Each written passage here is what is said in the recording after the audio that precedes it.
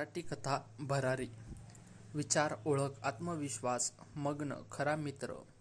ती तशी दिसायला फार देखील सुंदर देखणी नव्हती आणि फार शिकलेली देखील नव्हती.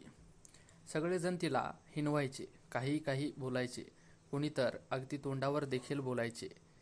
ती हिरमुसली व्हायची, रडायची, विचार करायची, मी जर दिसायला सुंदर नाही, कमी शिकलेली आहे, तर यामध्ये माझी काय चूक. ती सतत हाच विचार करत बसायची. ती म्हणजे श्वेता. श्वेताच्या अशा वागण्यामुळे तिचे आई वडील सुद्धा अगदी वैतागलेले होते. त्यांना फक्त एकच काळजी होती, ती म्हणजे आपल्या एकुलत्या एका मुलीची. श्वेताचे ते सारखा विचार करायचे, आपल्यानंतर आपल्या मुलीचं कसं होणार. तिच्या अशा दिसण्यामुळे आज तिच्याशी कोणी लग्नसुद्धा करायला तयार होत नव्हतं.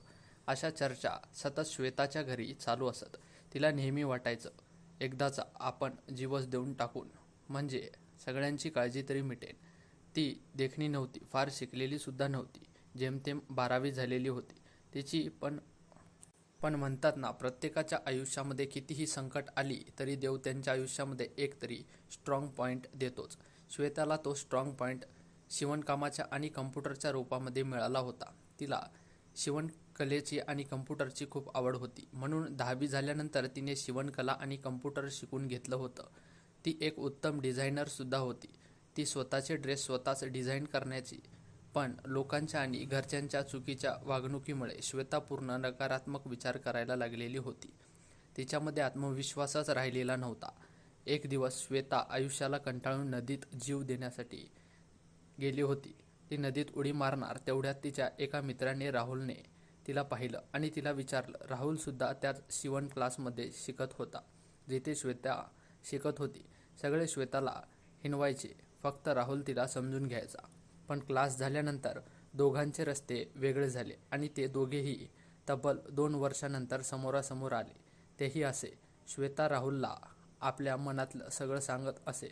असंच त्या दिवशी सुद्धा दोघांनी बऱ्याच गप्पा मारल्या आणि गप्पा मारता मारता श्वेतांनी आपलं जीवन देण्याचं कारणही सांगितलं.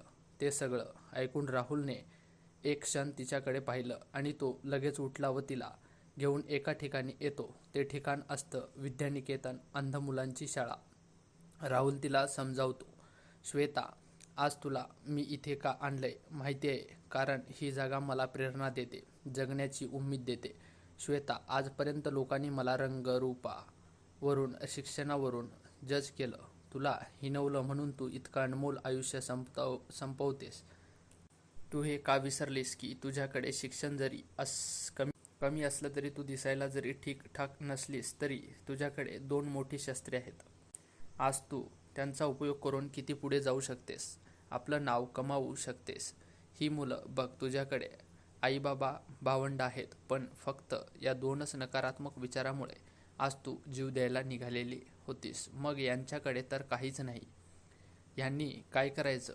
घरच्यांनी टाकून दिलेली ही मुलं अनाथ आश्रमामध्ये राहतात आणि इथे येऊन शिकतात, तरी सतत यांच्या चेहऱ्यावर आनंद असतो. विचार कर, आज जर या मुलांनी सुद्धा तुझ्यासारखाच विचार केला तर समाजामध्ये अंध मुलंच राहणार नाहीत. तुला माहीत आहे, मी इथे गेल्या 3 वर्षापासून येतो. ही मुलं मला प्रेरणा देतात, जगण्याचं बळ देतात.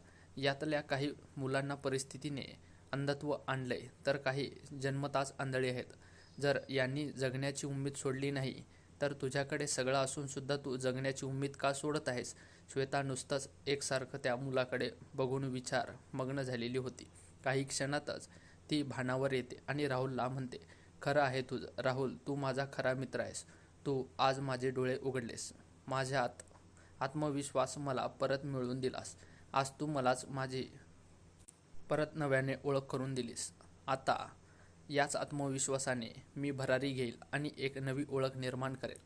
दोघं त्या मुलाकडे बघत गप्पात रंगून गेलेले होते. आणि अशाच प्रकारे आजची आपली भरारी ही कथा इथे समाप्त होते. ही कथा तुम्हाला आवडली असेल तर आपल्या चॅनेलला सबस्क्राईब नक्की करा. धन्यवाद.